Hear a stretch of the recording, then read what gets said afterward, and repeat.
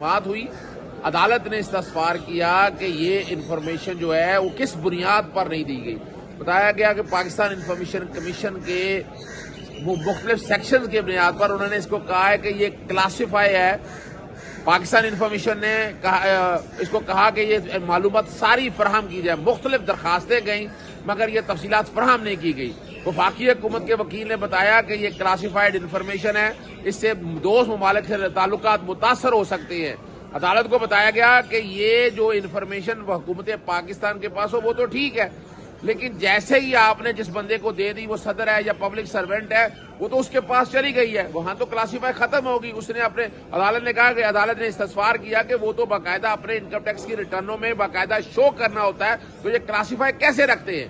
عدالت نے وفاقی حکومت